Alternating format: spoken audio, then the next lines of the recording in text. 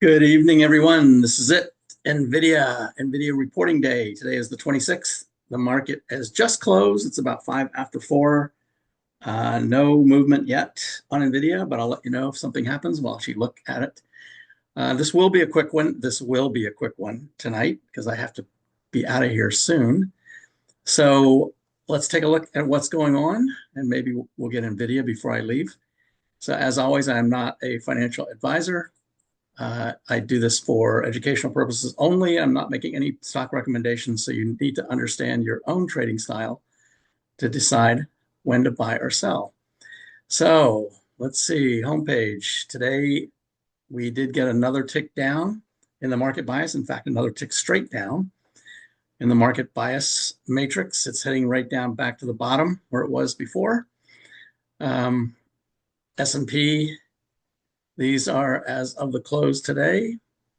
So the S&P just kind of went sideways from yesterday. Remember, I said there were three solid red bars, and typically we'll get a reaction rally or relief rally.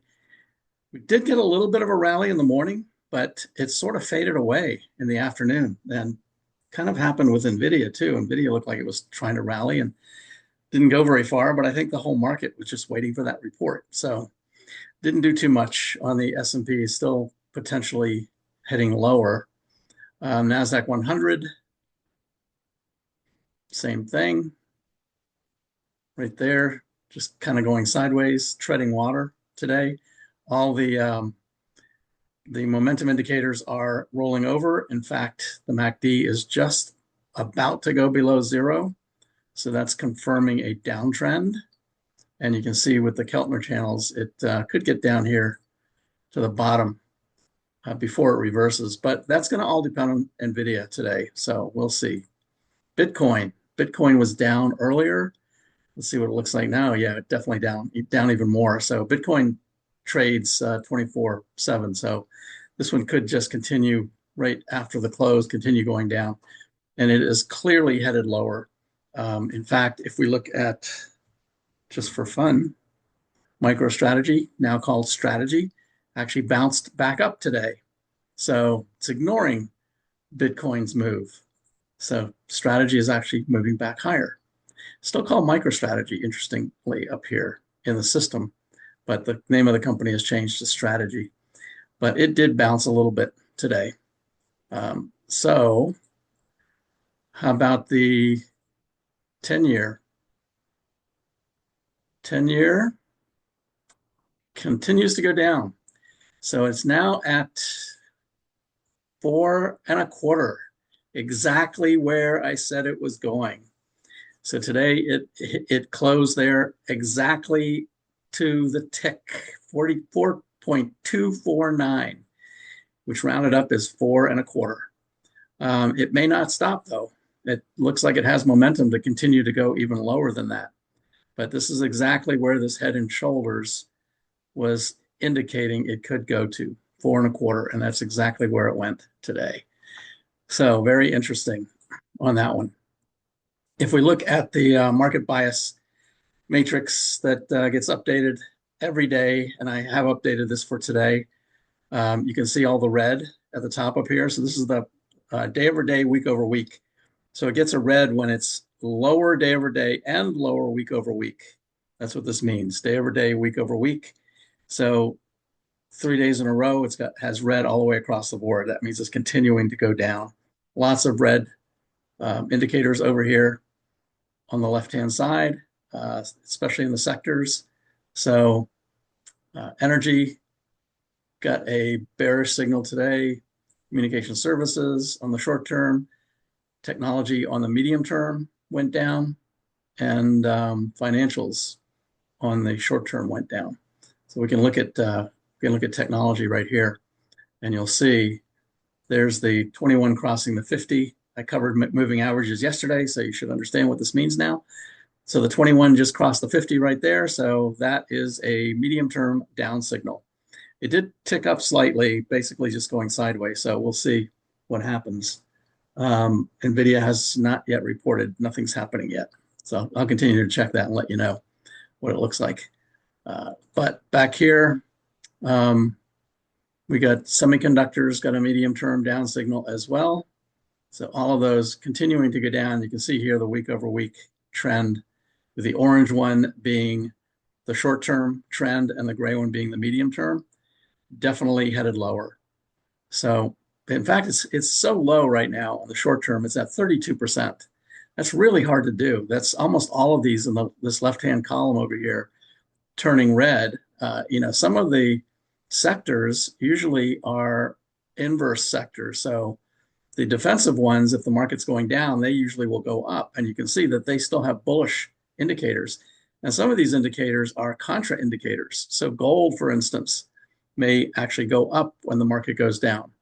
So it's really hard to get, in fact, it's pretty much impossible to get all of these turning red.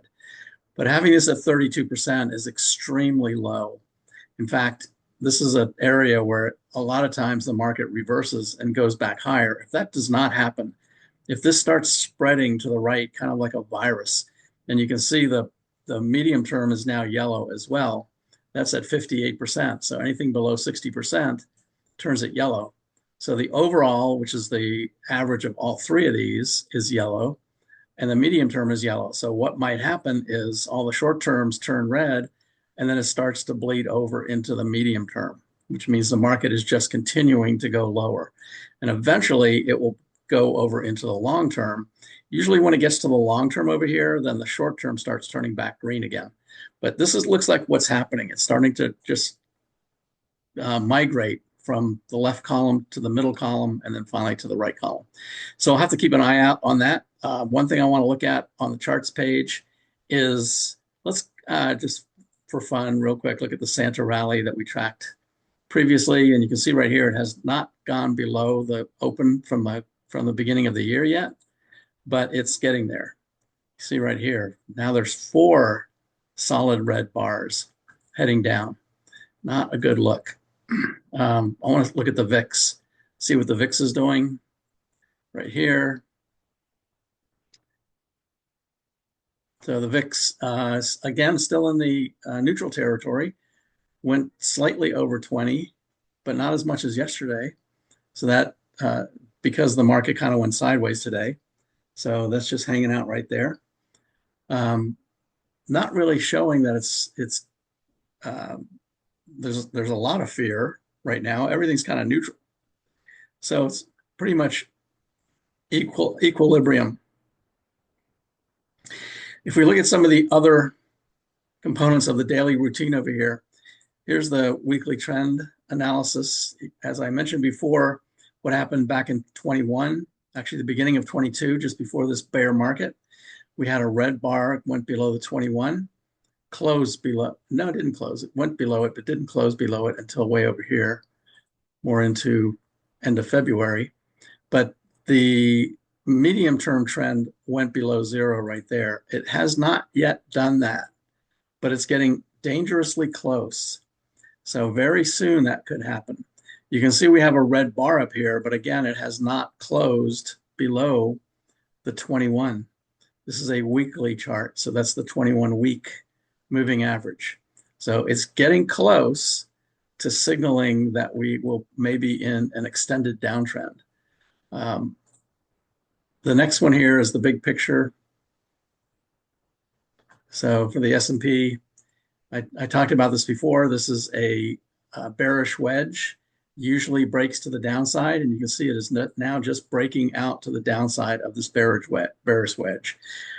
And I've shown this. I've had these lines on here for a few weeks now. So this is a daily chart. So it's now beginning to actually confirm and break below that wedge right there, which could send it down to the critical 5850 line, which is that one right there. So we need to continue to watch that. NVIDIA is going to have a big say, I think, today. Nothing's happening yet on NVIDIA. Keltner channels. Here's the S&P 500. It's still in just barely in the 2x. So it's not at an extreme yet. So it's not at an area where it would reverse just yet, but the red ADX line is above the green. I also did a Technical Tuesday on the ADX line. So if you want to understand how that works, you can go back and take a look at that. But this has not yet got to an extreme. So, but we continue to watch it. Breadth analysis down here. We can look at what this looks like. So these are the advanced decline lines. So the NASDAQ 100 advanced decline is going down. New York Stock Exchange trending lower. Large cap actually just going sideways. Mid caps trending lower, but kind of going sideways too. And the small caps are the ones that are really taking a hit right now. This you would think that small caps might start to perk up because the 10-year yield has gone down.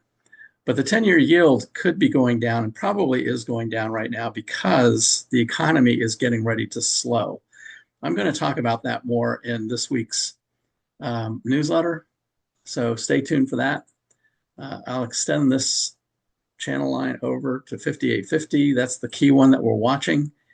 It could send it below there tomorrow, depending on what NVIDIA does. So we'll see. We'll know soon. Right now, nothing's happening on NVIDIA. They might not report. They're on the West Coast, I think. So they might not report till 5, and I'm not going to be on that long. So we'll probably see. I'll talk about it tomorrow. McClellan oscillator. This is a moving average of the advanced decline lines. This is for the New York Stock Exchange. You can see it's below 0, which means most of the more advancers than decliners, basically. Not significantly so yet, however. Although you can see that there is a bearish divergence. You can identify divergences even in components like this, where this had been going down even while the market was making new highs. So there again, we have a bearish divergence. So that was giving a signal earlier. Oops, I want that to be red. That was giving a signal earlier, all the way back here in January, really beginning of February, so a couple of weeks ago, where this was identifying that the advancers, there were fewer advancers pushing the market to new highs. So that is a bearish divergence. So we'll see if that continues. Right now, it's not bearish, the short term, because the market's going down and this is going down. So that it is not a bearish divergence. It's only when one goes the opposite of the other that it is a divergence. Bullish percent index is dropping. It's right on the 50 line. One thing that I'm really interested in taking a look at is the 50-200 analysis. So this is basically the moving averages. Another way to use moving averages. So we have the percentage of stocks above their 20-day moving average. This is a short-term trend. It's below 50 right now. It's at 46.8. That's for the S&P 500. The percent below the 50-day is right above 50. It's 53. Percent below the 200 is actually right at 60. So not really giving us any concerning signals other than the put-call ratio is starting to spike higher. So there are more and more people getting nervous and hedging, using puts, protective puts. So more and more puts being being bought right now. And that's why this line is starting to move up. So that is a bearish signal, something to be careful of and watch out for. If we do the same thing with the NASDAQ 100, looking at the 50 and 200, in this case, the NASDAQ 100 has 100 stocks, so it's pretty easy to identify how many. For the 20-day, there's 47 stocks that are below their that are above their 20-day moving average. So there's more below than there are above. On the 50, there's 57 stocks that are above their 50-day, so more than 50%. And on the 200, there are 63. So again, not really something that's concerning yet. Usually when it gets down into this territory, down here like this, that's where we get bottoms. So what this implies then, it says over here, it's where you can see where the 200 was way down there. All of these were way down, and that's where we hit the bottom back here in August. So what that means is we have more to go. We have quite a bit more to go before we get to a point of looking for a bottom. Once we start looking for one, I'm going to show you how to identify strong stocks that are still holding up. In other words, down here is 20%. of the NASDAQ 100 were above their 20-day, or 80% were below the 20-day. So I'll show you a way to identify what those 20 stocks are that did not go below the 20. But we're not there yet. Still got a ways to go. All of this is implying to me that the market could be heading much lower. So stay tuned. We'll find out soon. One thing I want to point out that I'm going to be doing here in the future, and this is for folks that do options, especially those that sell puts and calls. You sell a put if you're bullish, you sell a call if you're bearish. One way that you can do that is by using the Magnificent Seven. And what I'm going to do is, rather than showing these switching, getting a bearish signal on the day that the 5 crosses the 21, which is what the definition of this is, I'm actually going to give this on the day that the stock price closes below the 21 and the 5 is coming down. So it's basically going to give you about a 1-day advance warning. So why is that important? Well, if we look at the Magnificent Seven, and let's take a look at Apple, I think just gave a signal today. Not quite. It did not close below the 21. But let's take a look at right here. So right here on this up arrow, right there, it closed above the 21, but the 5 did not cross until the next day. So if you were to sell a put right there and use as your strike price something just below the previous bar, right down there at 228, then you would hope that it would stay above 228. And if it does, you keep the premium. So let's see, let's count how many bars it did that. This is a bullish one. So this is selling a put. So 1, 2, 3, 4, 5, 6, 7, 8 right there. And then 9. And then today it started coming down. So according to John Carter, this is something he told me when I met with him at the Money Show. He says whenever he identifies a signal, usually he uses the squeeze, but any signal that you want, as soon as you get into a trade, he usually stays in it for 8 to 10 bars. So if you're using a daily chart, that means 8 to 10 days. If you're using a 10-minute chart, that means 80 minutes, basically.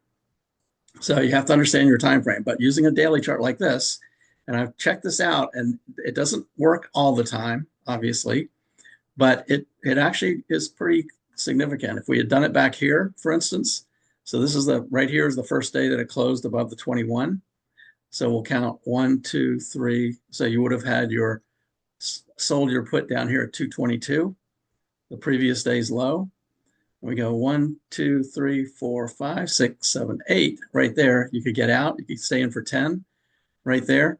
But if you had done a 2-week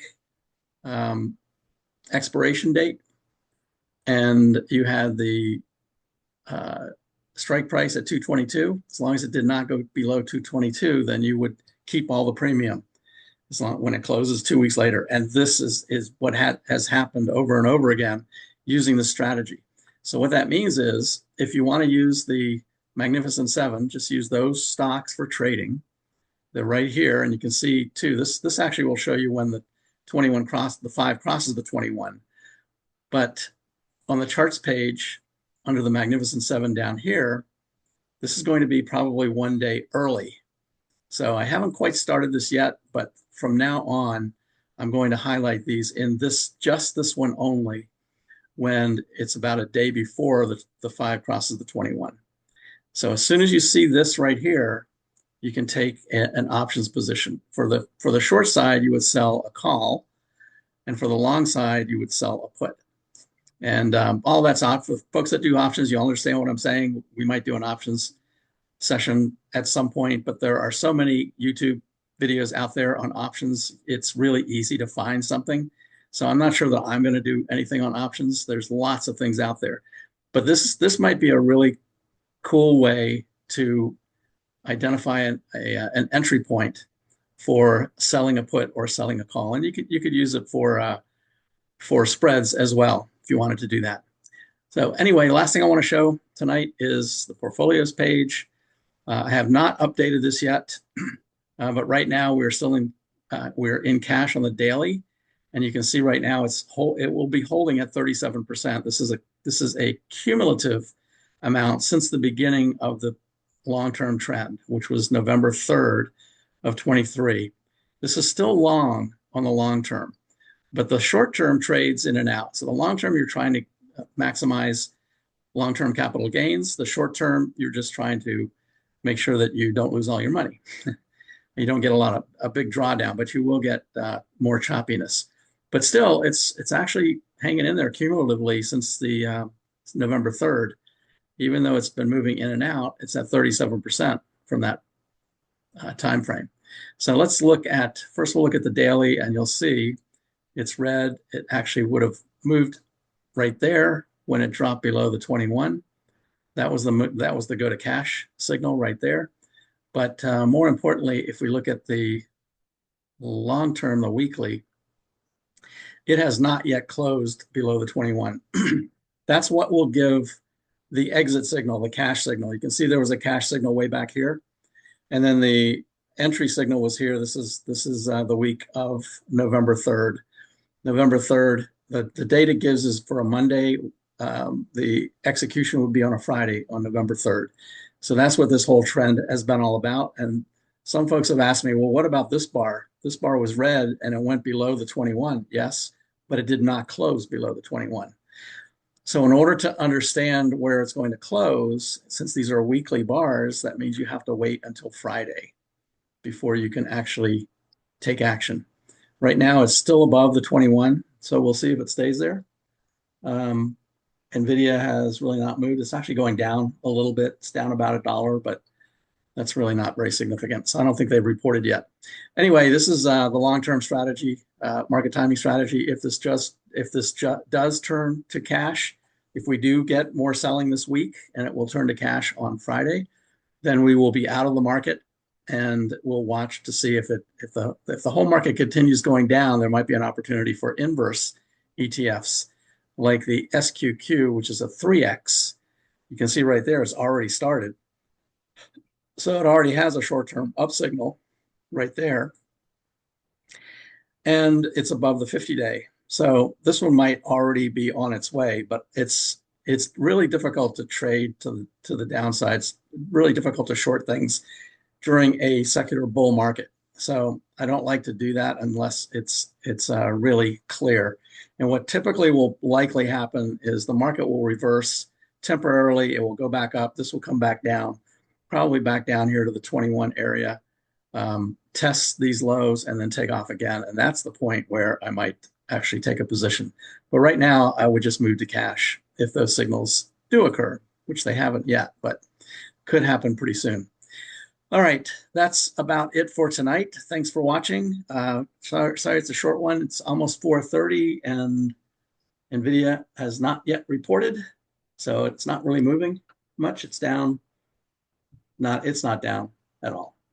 It's down 50 cents. So stay tuned. Keep an eye on NVIDIA. We'll see what happens. And I will cover it again tomorrow. Thanks everyone for watching. Please like and subscribe to the channel so that we can keep this going if you find it useful. And by the way, this coming weekend, for those that are subscribers to the website, I am going to do a webinar, a Zoom call for subscribers only. You can see I record them and they're all right here. The previous ones, they run 2 or 3 hours typically. I just go over anything new, things about the website, talk about the market, and then open it up to questions. Anything that anybody wants to ask. I can look at stocks, I can bring up charts, I can explain how I do things, I can explain how to create scans, whatever anybody wants to talk about. It's open for all, anyone that's a subscriber. So I will be sending out the Zoom meeting for this.